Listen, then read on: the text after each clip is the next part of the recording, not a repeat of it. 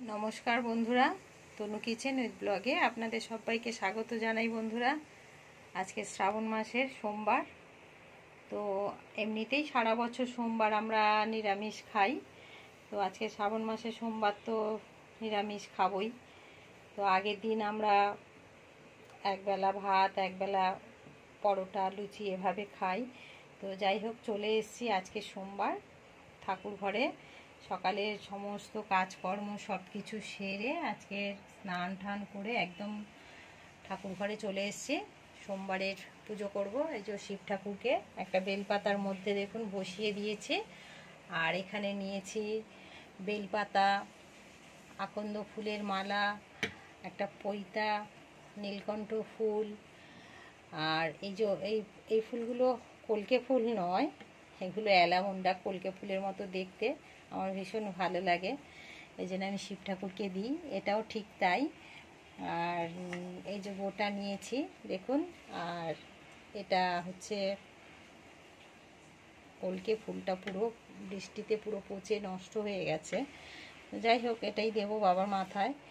আর টগর ফুল, এগুলো সবই আমার গাছেরই ফুল।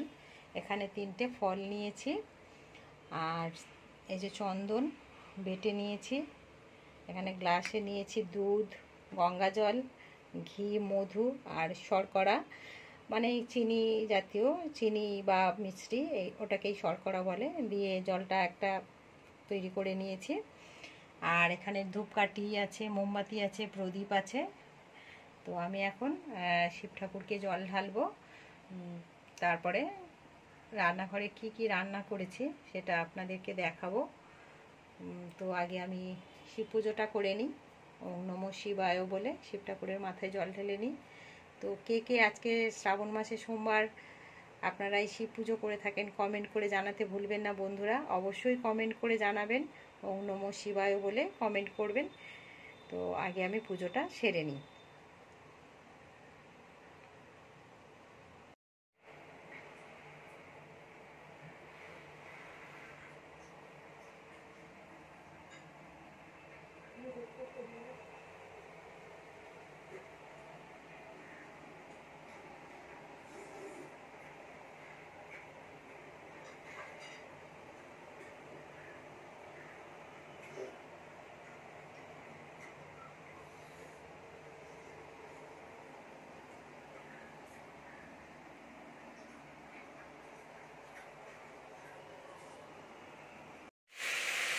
পুজো হয়ে গেছে বন্ধুরা, রান্নাঘরে চলে এসেছি। রান্নাঘরে ভাত হয়ে গেছে, আর মটর ডাল করেছি লাউ দিয়ে, জিরে তেজপাতা সোমবার দিয়ে। আর এখানে হচ্ছে ঝিঙা আলু পোস্ত, কালো জিরে দিয়ে, আর ঝিঙা আলু টমেটো দিয়ে দিয়েছি, কাঁচা লঙ্কা আর পোস্ত, এই যে মিক্সির কৌটোতে নিয়েছি। এখন মিক্সিতে পেস্ট করব, তবে পোস্তটা মিক্সিতে ওভাবে পেস্ট হয় না, পোস্তটা আমি আগে গুঁড়ো করে নিই, তারপরে একটু জল দিয়ে কাঁচা লঙ্কা দিয়ে পেস্ট করে নিয়ে নিই। তো এবারে আমি পোস্তটা পেস্ট করে নিয়ে পোস্তটা রান্না করে নেব।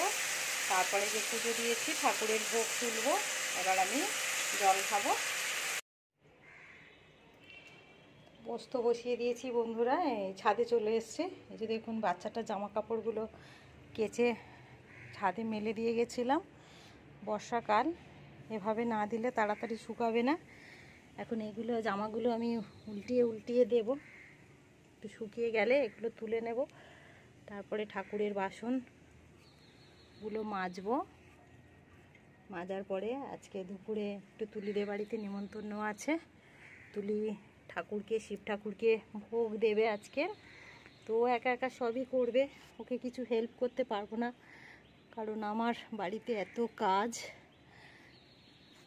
আমি শুধু যাব, গিয়ে ওকে কিছুই করতে পারবো না, ও একা একাই সব কিছু করবে, আমি খাওয়া ছাড়াও আর কিছুই করতে পারবো না। তো যাই হোক বন্ধুরা, জামা কাপড়গুলো উল্টিয়ে দিই, ঠাকুরের বাসন মেজে নিই, নিয়ে পরে তুলিদের বাড়িতে যাব, গিয়ে ওখানে আবার দেখা হবে।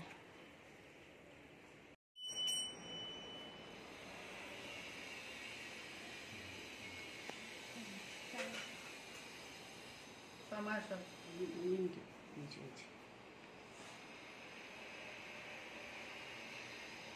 সুন্দর হচ্ছে।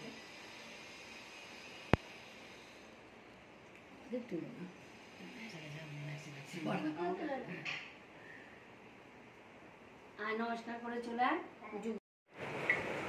তুলিদের বাড়িতে চলে এসেছি। শিব ঠাকুরের ভোগ দিয়েছে। আজকে কি কি ভোগ হয়েছে ঠাকুরের জন্য, এই যে এখানে পোলাও হয়েছে, বাসন্তী পোলাও, আর এখানে আছে পনির, আর এই যে ভাজা, সব রকম ভাজা আছে, আর আলুর দম আছে, এখানে আছে আলুর দম, পায়েস আছে, চাটনি আছে। আর মায়া পায়েসের বাটিটা একটু এদিকে দাও, পায়েসের চাটনিটা।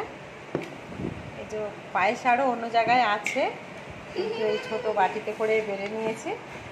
আর এই যে চাটনি আছে, কাজু কিশমিশ দিয়ে টমেটোর চাটনি, আর আছে মিষ্টি আর দই। তো সবগুলো আমরা আগে খেয়ে নিই, তারপরে আবার মাখতে হবে।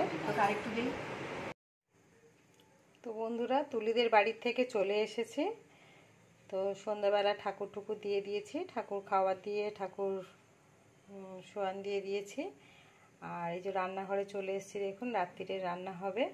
ছোলা মটর ভিজিয়েছিলাম সকালে, তো নিরামিষভাবে আজকে ছোলা মটর আলু দিয়ে একটু ভাজা মশলা দিয়ে ঘুগনি করব। তো গ্যাস জ্বালিয়ে দিয়েছি, আর এই ছোলা মটর আর আলু একসাথেই সিটি দিয়ে নেব। তারপরে চুলে ছোট ছোট করে পিস করে আর আদা জিরে দিয়ে এই নিরামিষ ঘুগনি বানিয়ে নেব আর লুচি করে নেব।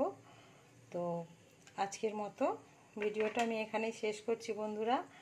আবার অন্য কোনো দিন অন্য কোনো ভিডিও নিয়ে চলে আসব। তো যদি ভালো লাগে একটা লাইক করে দেবেন এবং কমেন্ট করতে ভুলবেন না। আর আমার চ্যানেলটিকে যেসব বন্ধুরা এখনও সাবস্ক্রাইব করেননি, তারা অবশ্যই চ্যানেলটিকে সাবস্ক্রাইব করে দেবেন। তো সবাই ভালো থাকবেন, সুস্থ থাকবেন।